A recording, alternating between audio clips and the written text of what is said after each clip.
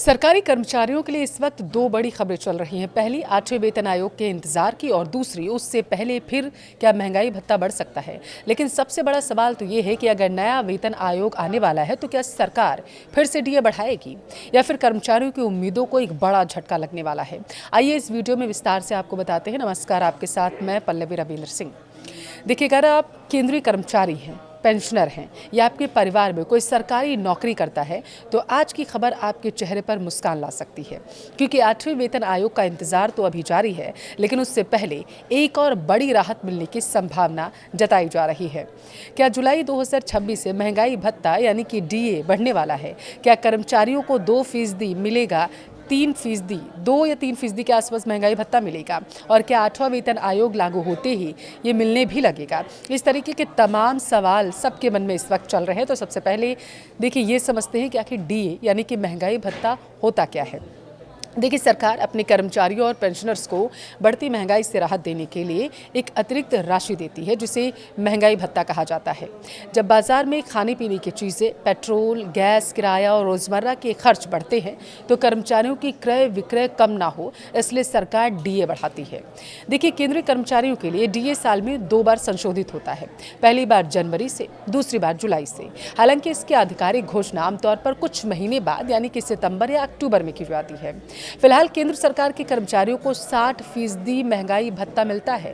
जनवरी 2026 में सरकार ने डीए में 2% की बढ़ोतरी की थी।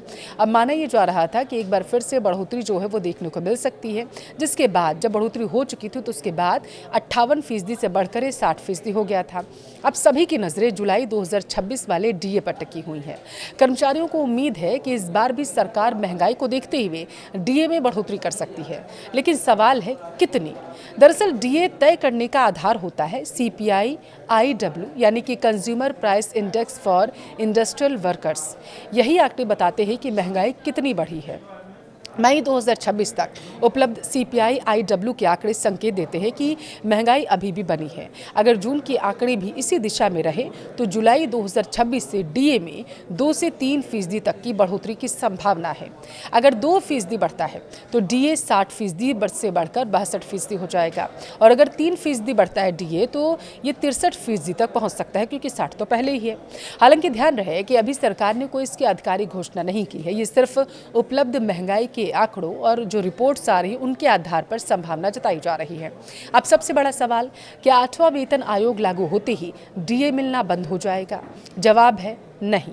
असल में जब नया वेतन आयोग लागू होता है तब तक जो डीए मिल रहा होता है उसे नई बेसिक सैलरी में जोड़ दिया जाता है। इसे डीए मर्जर कहते हैं। इसके बाद नई बेसिक सैलरी के आधार पर फिर से डीए की गणना जो है वो की जाती है। यानी डीए खत्म नहीं होता, बल्कि नई व्यवस्था के अनुसार उसे दोबारा से शुरू कर दिया जाता है। इसलिए जब तक 8वां वेतन आयोग लागू नहीं होता तब तक कर्मचारियों को 7वें वेतन आयोग के अनुसार ही डीए मिलता रहेगा।